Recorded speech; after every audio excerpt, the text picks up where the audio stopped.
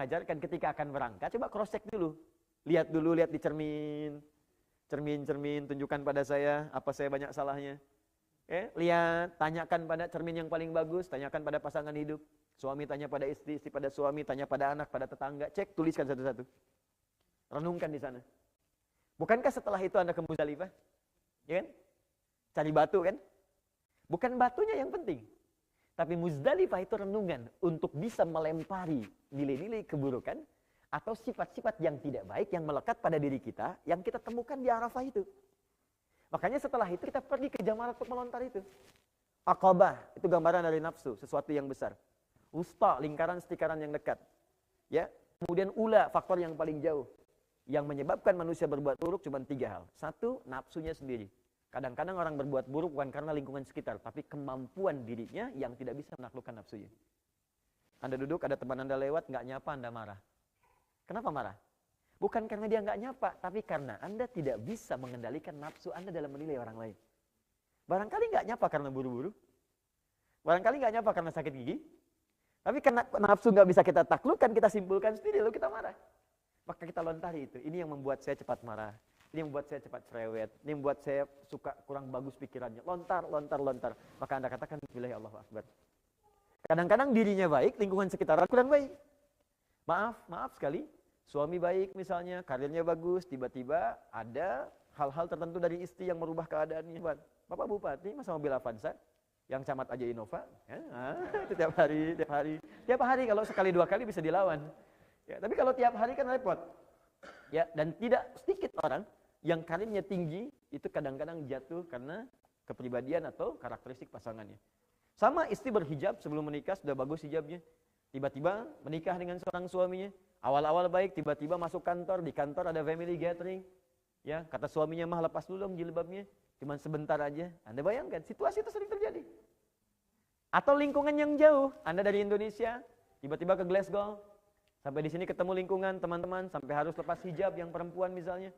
Atau ikut kegiatan yang bukan sebetulnya nggak pernah kita kerjakan dan kita tahu itu nggak baik. Faktor lingkungan itu ulah namanya. Maka Anda lontari, lontar.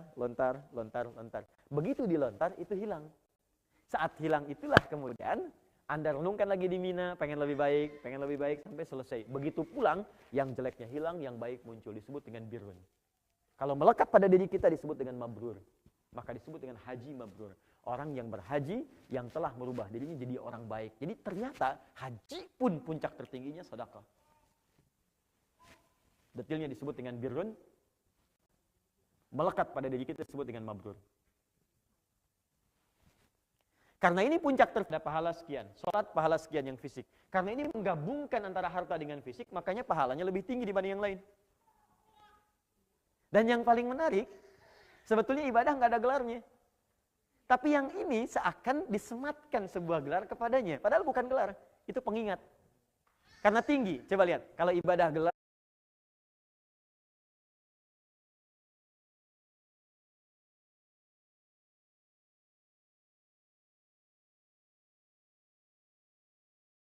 ada gelar kan? Infak nggak ada gelar, zakat nggak ada gelar, kemudian haji tapi haji diberikan nama. Ternyata nama itu bukan gelar. Nama itu pengingat karena Anda telah mengerjakan perbuatan tingkat paling tinggi pada jenis kebaikan. Yang kalau yang ini dapat, maka akan berpengaruh pada semua. Bukankah haji menepikan yang jelek?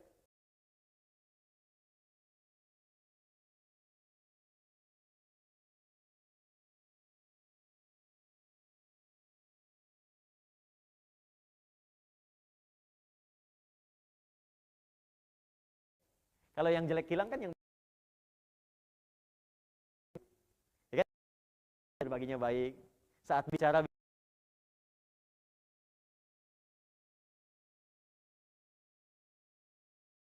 misal ada seorang pulang namanya Asep, ketika pulang haji disebut Haji Asep.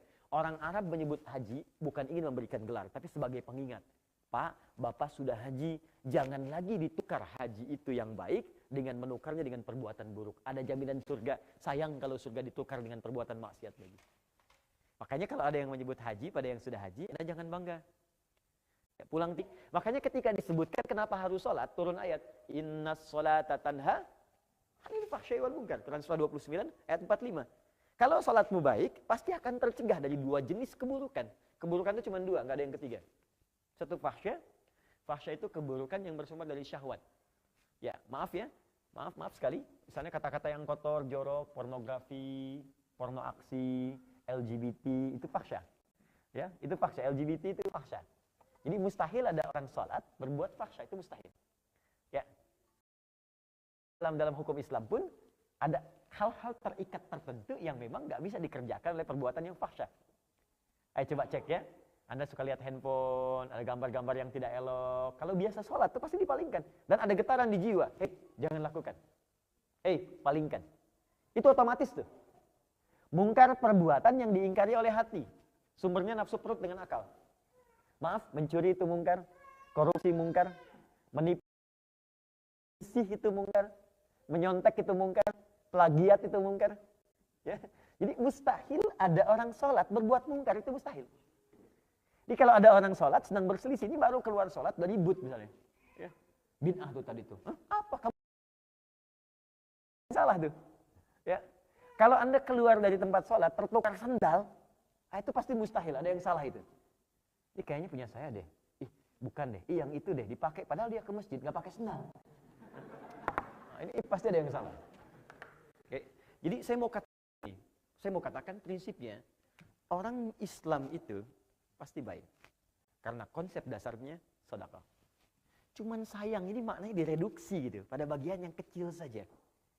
Pada bagian yang hanya mengeluarkan dari paket kita sejumlah uang dimasukkan ke dalam kotak dan selesai menjadi sedekah. Tidak.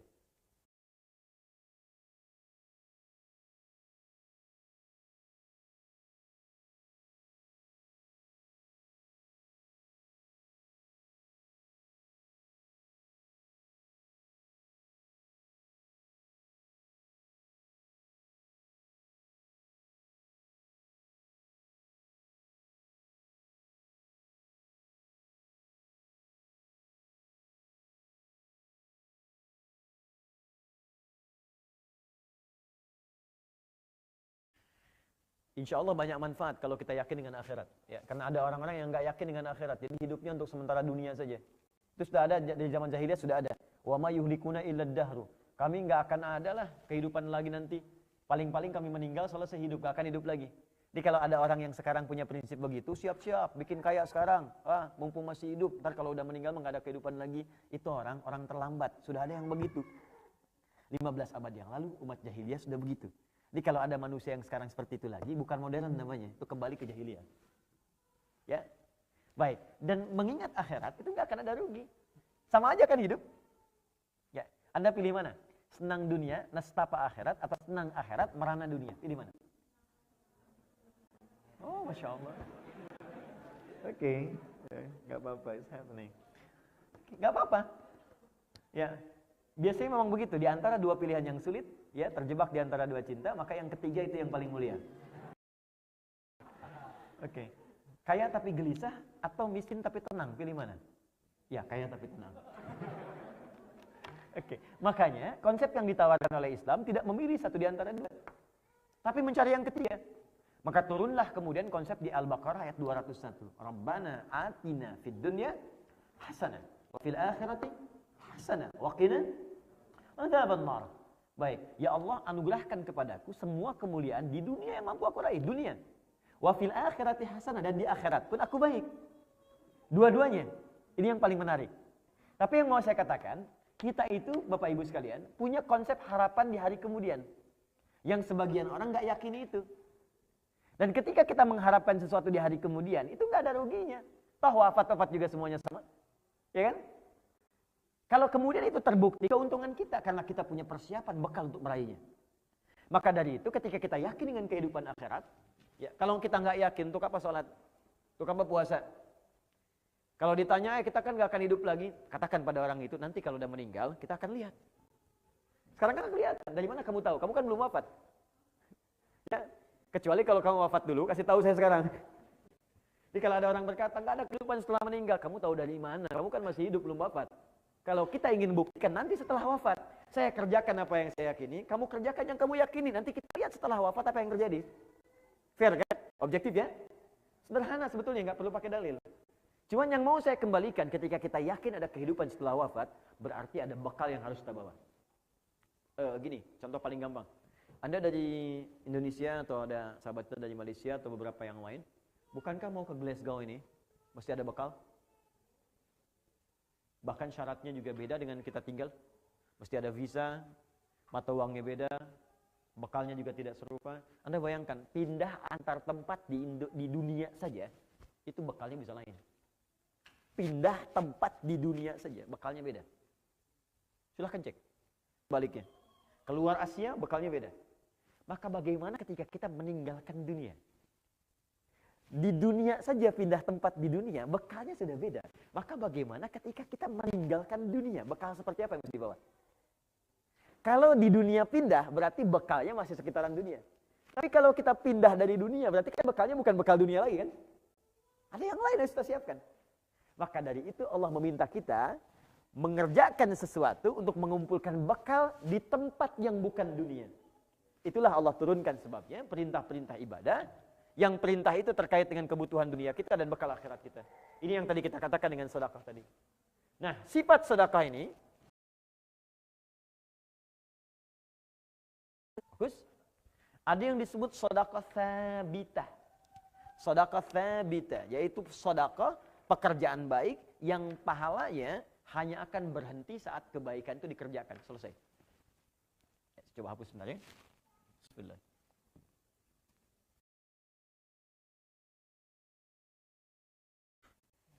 Datang sendiri, terangkan sendiri, tulis sendiri, hapus sendiri. Jam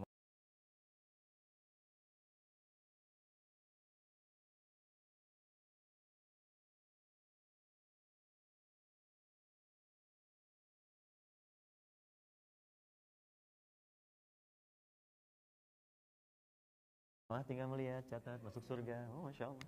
Oke. It's okay. That's it.